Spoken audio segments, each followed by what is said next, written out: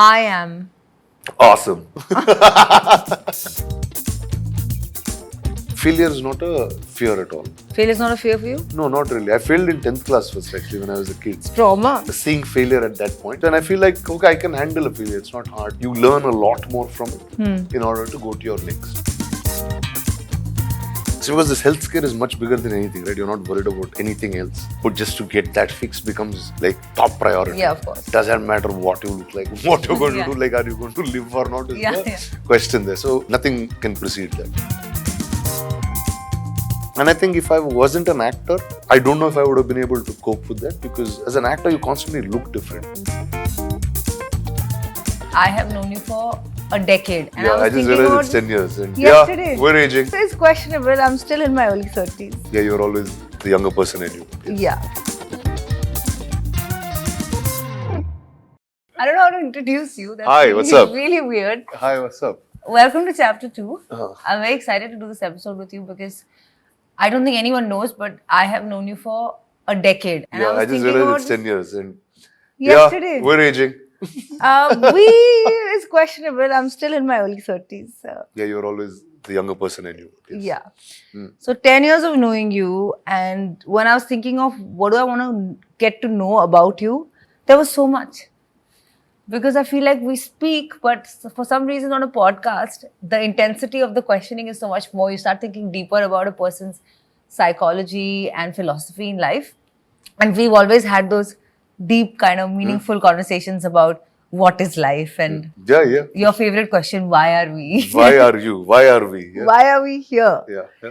So I wanna start with like how I got to know you. Okay.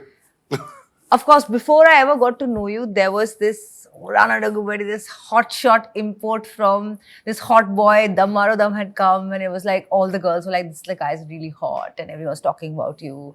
I'm trying to embarrass you. Okay. I want to embarrass you because it's Keep very going. difficult to put you on the spot, but that's Keep my going. only aim today. Keep going. And then it was that time this whole pan-India thing had not happened. Like there was no like South and Bollywood mixture. Now it's become like a thing. I don't know. For me, it was quite normal when I was growing up. When I moved from Chennai to Hyderabad, so we watched like Tamil movies, Telugu movies, Hindi movies, English. We just went to the movies, so it didn't matter where they came from. And once I became an actor, also it felt the same to me. It's like I could be part of things that I liked. But then.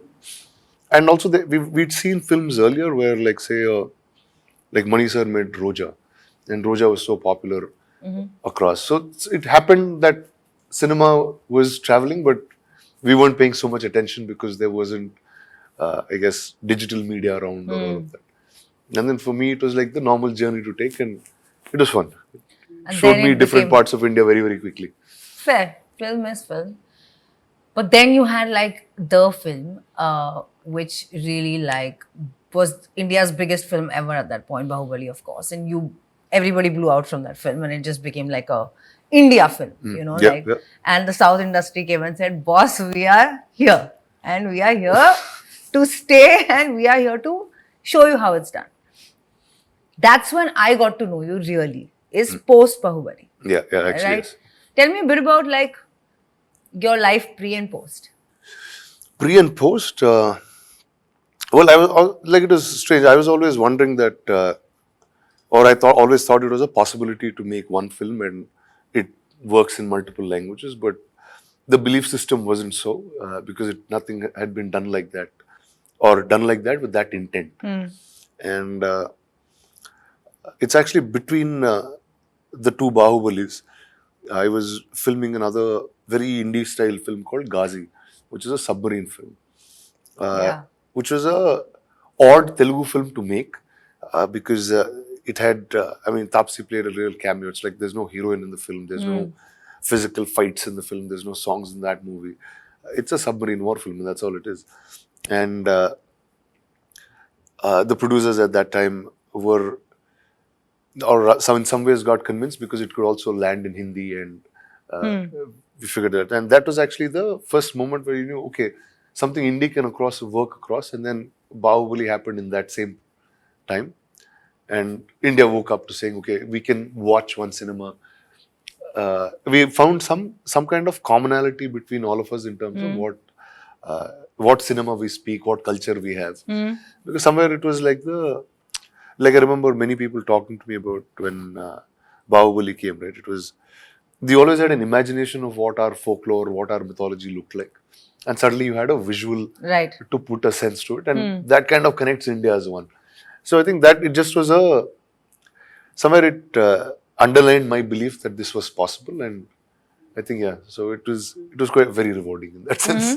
Yes. Why do you think it is that though? It's like there are so many different languages in India and so many different kind of movies and cultures, but it's the Telugu industry or the Tamil industry, and largely I would say even the Telugu industry, that has had that sort of like all India, pan India kind of reach. What is the difference you feel? Like, because even the Bengalis are making films. Why? See, I don't know how it happens in the other places as much in detail. But what is like Hyderabad as a city was first formed in some ways, and the film industry was the first industry that actually landed up there. They were everything was Madras based before. All the South industries just historically were in the Madras presidency, and Tamil films happened out of there, Telugu happened out of there, Kannada, Malayalam, everything happened there.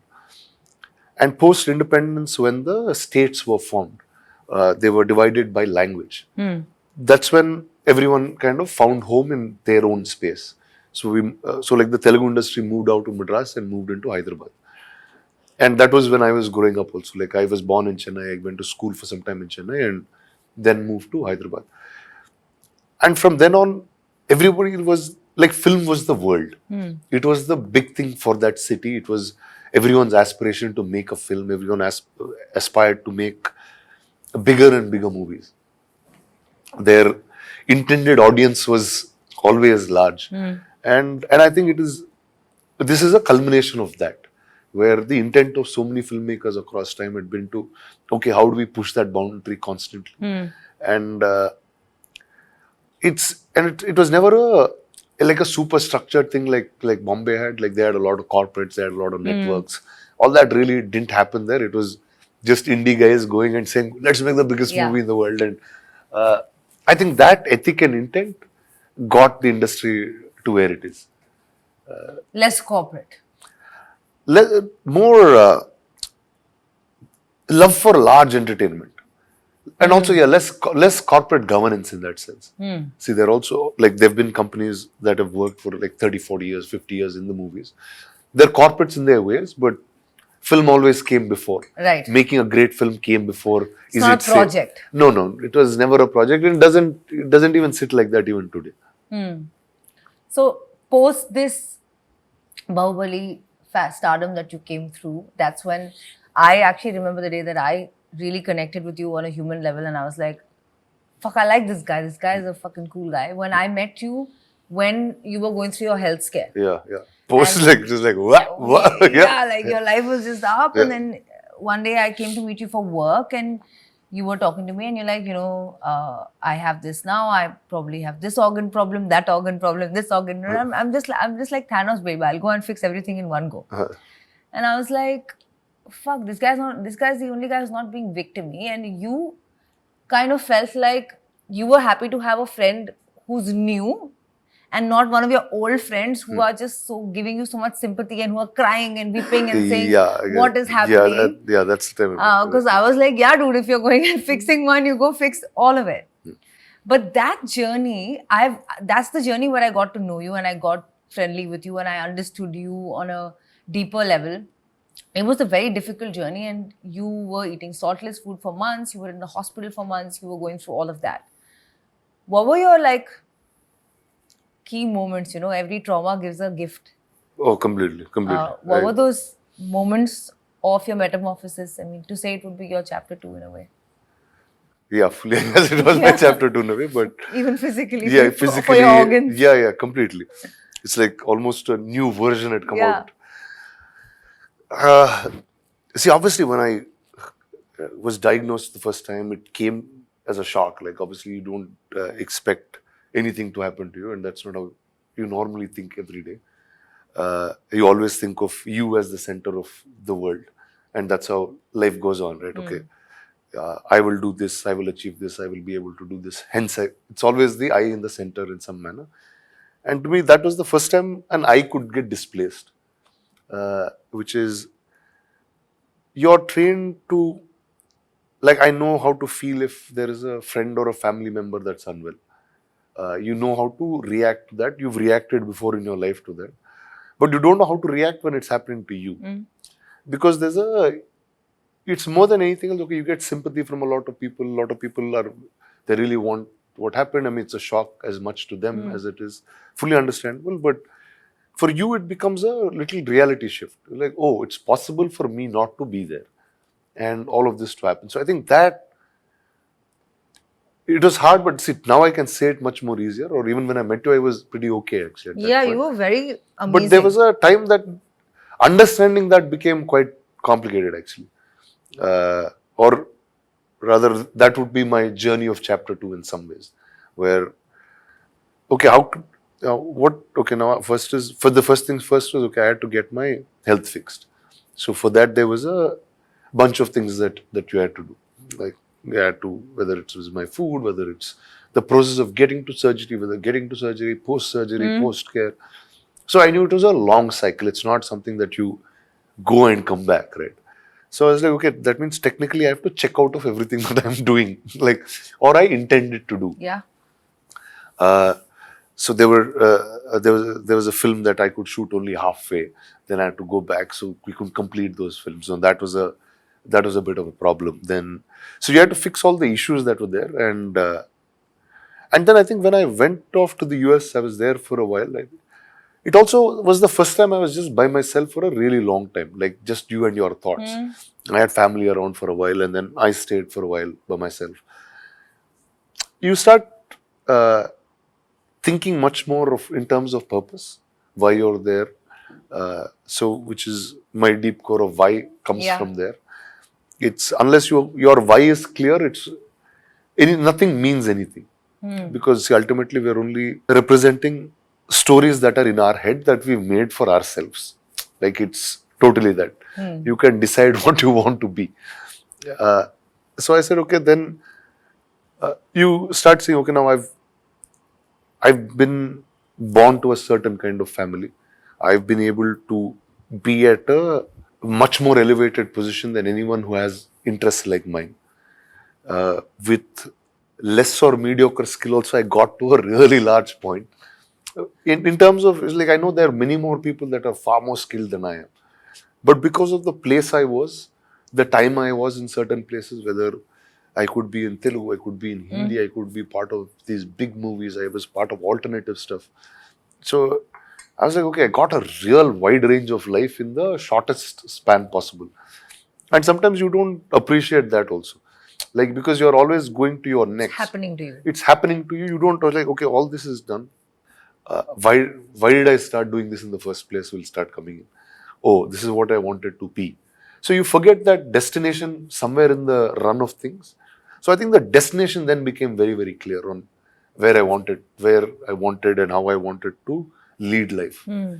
So I think that kind of got a full sense of, okay, this is what I'm going to do for the next X number of years that I'm around. You clearly operate on the principle that you will not be here one day. Yes. And you are building every single thing to be able to sustain without you. Otherwise, everything else earlier was built with me at the center. It was always a center man problem. And that day I saw what a center man problem is. Like, okay, if that guy gets displaced, everything that is built or around kind of can just drop in that second. So the way I approached life, way I approached everything kind of changed from there. Wow. So yeah. Wow. See, I didn't know this part, even though we've spoken about this so much. When you say this thing about like mortality, right? For me also, like the one realization, the one gift of trauma that I got was a realization that everyone's going to die, including me, including everyone I love, including everyone I hate. And that brought so much relief to me, and it liberated me, because I'm like, okay, if everyone's going to die, then we're here just for a short time and it's finite. So whatever I do or don't do doesn't matter. Whatever you think of me doesn't matter. It's just about me and my day. So in your case, of course, it's much deeper because it's a direct hit at your mortality, right? Yeah, straight What on. happened? No Like, confusion. Yes. hey Rana, you Yeah. can go. Yeah. You can go. Like, you may cease to exist. Correct. And at the point that this happened to you, you were at your physical beast mode. Yeah. You were a beast, dude. Fully. Fucking, I was like 3 times. last time I saw you at a summit, you broke a chair just sitting on it. Yes. So you're back, which I'm very happy. Yeah. You slowly rebuilt that. Yes. But for a man who has just come off this film which is about strength and power, and your character is like that, and you've spent so many years, it's not easy to build that body, even though only you could have, because genetically you're halfway there. So, Big you guy. know, you're a big Start- guy yeah. and you can go there. And then to go, you know, into the hospital, eat that kind of food. And it was longer than a year that Yeah. It was much your more. process Yeah. went on and on. What kind of a psychological impact does that have? And, you know, it's so much about your looks. Like I said, before I knew you, it was like Rana's this hot guy from, you know, Hyderabad who's doing a film here.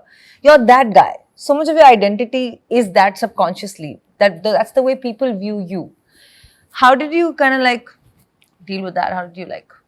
So I'll tell you, when the first realization of that happened, also it was, so because this health scare is much bigger than anything, right? You're not worried about anything else, but just to get that fixed becomes like top priority. Yeah, of course. Doesn't matter what you look like, what you're going to do, like are you going to live or not is the question there. So everything precedes, nothing can precede that. When I started realizing this was okay, like almost a cycle of a year had passed when I had to be in the States, do this whole eating in a certain manner, getting my surgery. I had a bunch of films that I was supposed to do. Now, obviously, there were advances and things like that. And then I was not going to come back like the same guy who left. So I'm like, okay, now how am I going to communicate this to these guys? Now, there was a story of a big ass wrestler and all those kind of films. Yeah. So I was like, okay, no, I don't look like any of those guys. I said, so like, okay, then it was returning advances back and all that was going on. And when I was coming back to India was when it actually started hitting me. Because in the US, nobody knows you, you're anyways there. And it's like, I was staying in Rochester, which is like away from Minneapolis. So it's like really far. And when I came back, I was like thinking, okay, what do I go back and do? I'm going back to Hyderabad, the place that everybody knows this story. Now, because also you've been disconnected for a while, you really don't know what's happening there or what anybody thinks of you. And now in the mirror, I don't look like the guy at all. Like, yeah. It looked like me many years ago. I was like, yeah, I was this lean when I was maybe 16 or something. After that, no. Yeah. So I remember in the airport, I had a mask and I was walking through. And at immigration, you had to take the mask off. And there was an African-American person checking my passport. And as soon as I took the mask off, he said, oh, wow, it's King Balala Deva, he said. Oh. I was like, okay. I was like, it's not bad. We're going back to a place that knows us well enough. Nice. So I think, I still remember his face. I mean, I think that guy made a moment that day of me. Because it is just before I was getting onto that plane. I said, oh, this is who I was the last time I left him. So like it's somewhere going to, it's not going to be a pause and play, but it's not going to be a stop. It's not like they've forgotten what I've done. So I said, okay, let's go back and figure out how things are going to move. So yeah, it was playing on a lot. And I remember there was this friend of mine who's an actor, Varun Tej. He came to see me at some point and he's a really big guy too, a big beard and stuff. Half in the conversation, that guy was looking more like the me that I knew than you me. yourself. So I was like, this is weird. I was like, why don't I just patch on all these stories to this guy and get it done? But that was, it was strange. Like you, not recognizing the version of you is a confusing thing actually. And I think if I wasn't an actor, I don't know if I would have been able to cope with that because as an actor, you constantly look different. Like so in it's many a character. In many of my films, I really look very, very different from one another. Yeah. And it just felt like this is another guy. Yeah. And I think I guess that's what happened. Dude. You also have this like very, what I know of you is a very like mystical, magical superhero world like within your head. Yeah, fully. You know, like Fully so. you're one of those like superheroes from Marvel, and you're playing those parts. Like when you enter a room, I know there's a soundtrack playing in your head. Oh. And I feel like that is a very that part really helps anyone heal any bad time. So I don't know. You brought Marvel, which is a You bought it or? no, no, No. So, see, no, no, crazy. Knowing you. No. So that was my biggest therapy actually. So like, see, look at like the job is also so fun. No? So I dubbed for Thanos in Telugu. So I was I was the voice of Thanos. And what happens is Marvel actually doesn't show you the entire film when you dub. They'll only show those portions. So I dubbed on some scenes, I dubbed on some previews, that kind of stuff. And then this whole incident happened, and I didn't see the film. But then when I was in the States, I realized Infinity War had released. And I think after the third or fourth day in the hospital, I said, okay, in the evening, let me just go and watch the movie. Now, mind is still odd because you're in that hospital type of zone, but the film is so good that you'll get into the film quickly. And it's funny because I knew all the Thanos' scenes. And because of that big beard and that big body, it feels like I was Thanos only. And it could have been easily somebody I played. And Infinity War is awesome because it's like all the Avengers die and Thanos wins. Yeah. I'm like, okay, this could happen. Like anything could happen. I think that to me, that changed everything. Like I was slightly normal after that. Because I felt like Thanos. I was like, everything came to hit Thanos at once. But then Thanos just raised back and finished the Avengers. I was like, okay, this can happen. I said, no, let's get back and figure out how to. And that's the power of any art form, right? 100%. Why do we write a poem or make a film or yes, like 100%. anything to give hope? Yes. I guess, right? Truly, fully. And that totally had it. But speaking of hope, I was never hopeful for you to get married. Because you had this very eternal bachelor vibe going on, you know, like Rana is just like Rana, like he's not like, he cannot be like tied down to one place or one person, you know. And I remember one day randomly you called me in the lockdown and like, babe, I have some news to tell you. I'm like, what? Like, I'm getting married. I'm like, when? He's like, tomorrow. I'm like, are you stupid? Tomorrow means what? He's like, yeah, I'm actually getting married tomorrow. A lovely girl, Mika. I'm like, okay. So I know for long. Yeah. Okay, babe. Okay, I just want to tell you. And you got married. Yeah. Now, I suspect that whatever happened in your life in this pre-time with your health and everything did something which made you realize that, hey, I should have a companion when I want a companion. Obviously, you got really lucky with a very lovely girl. And that played a part too. But what was that internal shift? Because you were not that guy before that. I think that more than all of this, I mean, maybe this played a role, but the pandemic really did that. And when at 2020, when I just came back from the States and then the pandemic came, and I'm like, dude, I just got ready now. What is this? And somewhere I felt like the US prepped me for a pandemic. I was by myself already. Yeah. And it's at that point, it's actually not like it was maybe playing on my head, but it's when I started talking to Mika and I realized, I said, okay, this is somebody I can live with for the rest of my life. Or I felt like it when I was speaking to her for the first time. After, I don't know how long, we knew as acquaintance only, not like we were really friends or anything. We kept talking through the pandemic and we just connected and we said, okay, let's get married, and we got married. And it was awesome because it was the pandemic. It was not, I didn't have to make a big celebration of it, or it was just us. It was just both the families, and it was really beautiful. It was a really beautiful wedding. And it's a great life after that. No, I'm glad. What are your thoughts on marriage? Like, I feel like today there's like a lot of confusion amongst the younger people. Obviously, the Gen Zs and even some of the younger millennials, like even I have this conversation with a lot of people, whether to be married or not, and whether marriage really adds anything or not. See, like, I think it's a personal one-on-one to think, right? Like it differs for each person. Sure. What is it for you? See, like, you said something earlier, I couldn't be tied down anywhere. Sometimes it's like I'm just a kite. I can just fly off anywhere. Right? Yeah. I just blow the wind. It's like, okay, now I want to live in LA. I can just go and live off there. Yeah. So I was like, okay, that's not the energy I need now. I need something to hold on to in some ways. Grounding. Yeah, grounding. And I think Mika was that for me. Wow. So, and marriage did that for me. Yeah. It does. It is very stable. And she's also got a very calm, She has a very zen energy, very calm. easy, Yeah. beautiful smile. You lucked out, yeah. Yeah, fully.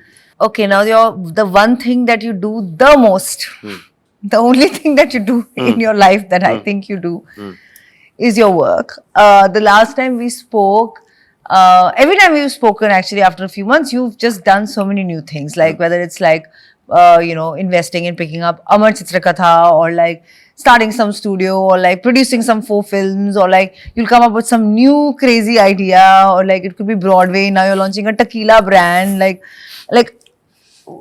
how does, out of this chaos, how does order come? See, for me, it's actually I do one thing only. I'm entertaining audience. I'm entertaining people at any given point. Whether I tell it through a story, whether I tell it through a film, whether I tell it through a comic book, whether I tell it to you in a manner of a retail store, whether I tell it to you through an alcobev. I'm still engaging with an audience and creating some kind of an experience. And whether I'm an investor, whether I'm a producer, whether I'm performing, whatever it is, it's to that in some manner.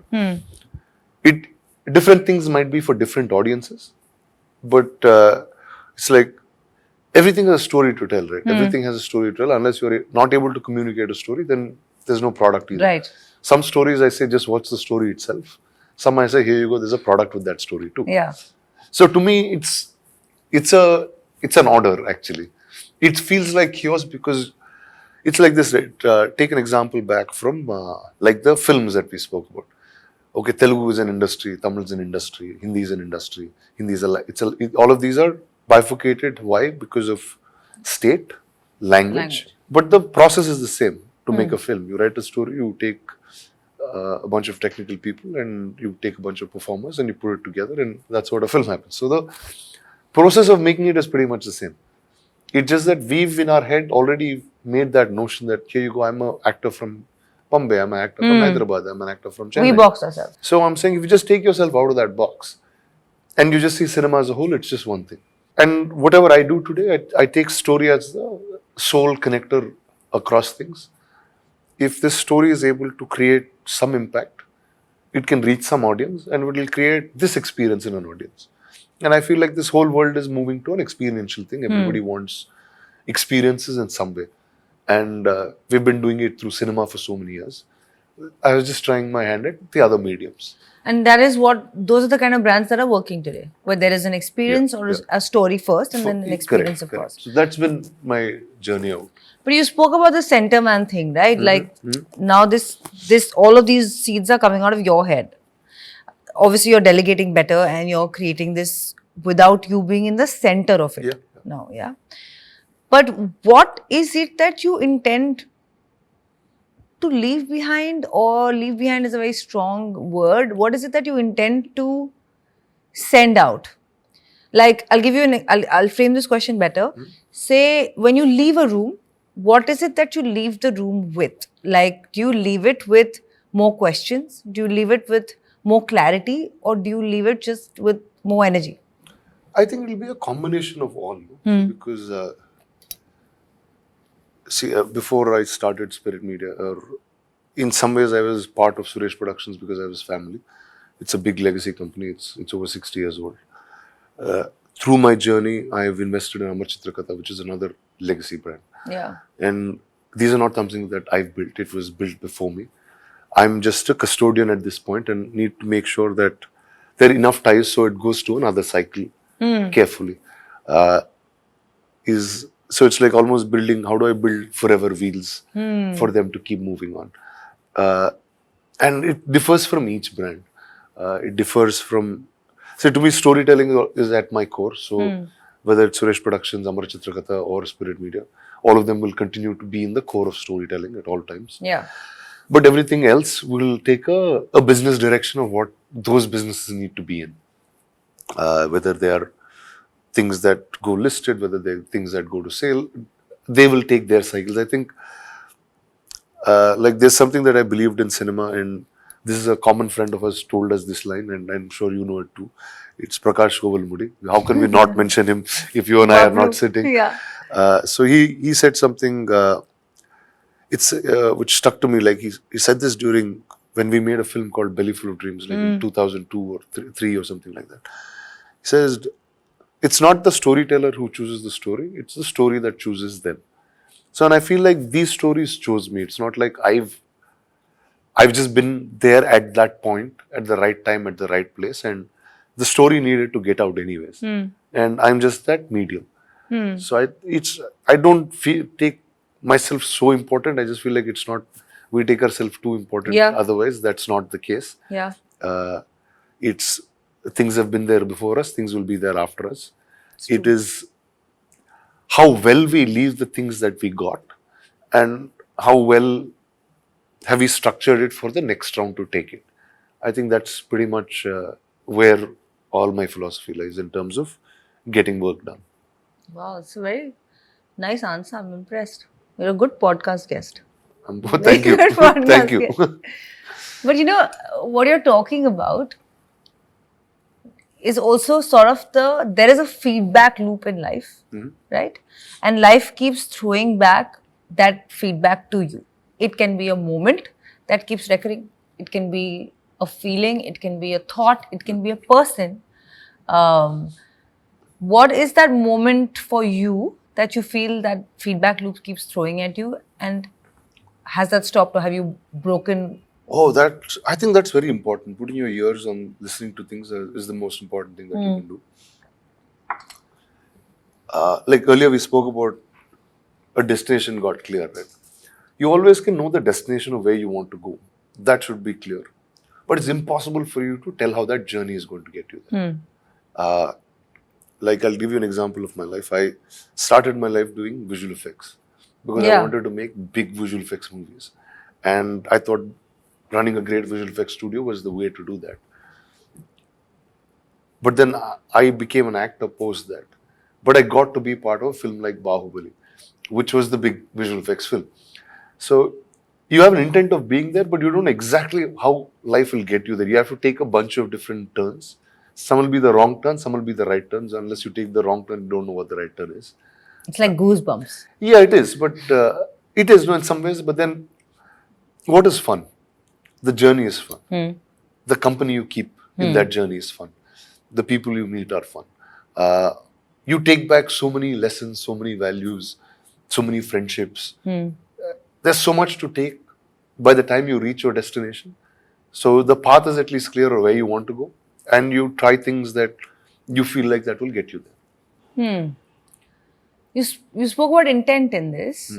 Do you think that the intent that you ever had in its purity eventually snowballs and gets you there if you continue to keep that intent? Like you're saying, you started a VFX studio, but to make that biggest, VFX thing, then you did Bahubali. I became an actor. You acted in it. Yeah. So you think that is true? I think, at least I believe it's been happening in my cycle, at least so far. I knew what I wanted. I wanted to make indie films in 2004 when me and Prakash made, Prakash directed in Belly Full of Dreams. Now, I had a love for art house cinema. I just didn't know how to make them. The industry wasn't allowing us to do that at that point, or we weren't popular enough to have a say in some place. And many years later, after I became popular as an actor, and I was promoting some cinema, producing some indie stuff, and that kind of started working. So sometimes you're waiting for the time. Sometimes time is not right, but you're prepping yourself for it. And I really believe that it's good to fail a bunch of times. So because you know what, and you're ready for the right day in some manner. Like, okay, you don't want to fail, but failure is not a fear at all. I don't know why I got that, but I think because failure is not a fear for you? No, not really. I failed in 10th class first, actually, when I was a kid. And that time when you're young, 10th class is like everything. Like it's trauma. It's board exams, is that your friends go off to other classes and all that. But then I managed out of that life decently, where I started working early. I got some benefits of seeing failure at that point. So, and I feel like, okay, I can handle a failure. It's not hard. You learn a lot more from it in order to go to your next. So you propagate failure for everyone? Yeah, I'm saying not propagate failure. It's like don't have a fear that Don't stop doing things because that's going to. And Because it you're is going to fail. happen. Everyone's going to fail at Fail at something some or the point. other at some Yeah, point or the other. yeah. And even once you've made it, You will, but then you'll still fail. yeah, it's fine. You got to take those journeys. Otherwise, there's no fun. Do you believe in deja vu? I believe in deja vu. I know you have this like very physics, superhero, Yeah, mathematical brain. I don't know if deja vu is the right word. Is that there's one line which keeps coming back to me in my head where and it's happened a bunch of times. It's either art imitates life or vice versa in some ways, where something that you've written or you've performed or you are going to perform happens in your real life in some manner, and I just feel like storytelling has that in its innate grain where you're able to tap into that creative part of yourself which knows about you, but you're just not in a subconscious level, but not in a conscious level. So I feel like the part of the job that we do we're very lucky to do that because it's somewhere you're very in touch with yourself, you're in touch with the people, you're in touch with where you want to be. I think that's important. And the place. more authentic, the closer you get to your true core, the better your The better work is. you are also, and you're more satisfied doing it. Okay, since we are very close to who we are as people and all that, I have one small game I want to play with you. It's a cognitive behavioral therapy game. It's very easy. It's 3 questions. I'll ask you. You give me an answer, and we will kind of make sense of it for you. We have a prize and stuff. No. Yeah, this This is the prize. banana chips. Banana chips. Okay, awesome. This is the prize. Awesome. Yes, tell me. Okay. So Short. this will kind of map your software a little bit. Okay, cool. I'll ask Map you my 3 software. Okay, Yeah. cool. Huh. The world is dash. You'll give me a word or a sentence or whatever. The world is dash. Crazy. Crazy. Yeah. All right. People are dash. Beautiful. Okay. I am. Awesome. Okay. So the world is dash is your existential stance. Crazy. Crazy. So your existential stance is It's crazy, crazy, which yeah. makes so much sense. Yeah, see? Okay. Not wrong at all. Not at all. People are dash is your attachment pattern. You said beautiful. Yeah, I think. So your attachment pattern is beautiful. Nice. Wow. The green flag vibes you're giving. And I am awesome is your identity storyline. So the superhero, the Everything. awesome. See? Not bad. It's a good map. It's a good game. It's pretty bang on. Not bad, yeah. What a positive person you become. So before we go, there's a few questions that I want to ask you, which is related to the why in a way. It's legacy. It's what is legacy? I think let's start from there. Like my personal opinion is I'm very confused about legacy because I feel like in 100, 200, 300, 400 years, even someone like a Steve Jobs may not be remembered. The story will change and the product may cease to exist. What is that for you? See, what will happen many years later is not in our control at all. What is legacy for me is not person. Person can't be legacy. A person becoming an identity in some manner is legacy.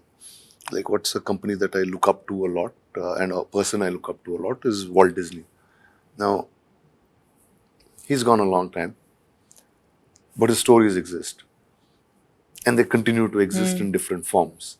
And his ideology was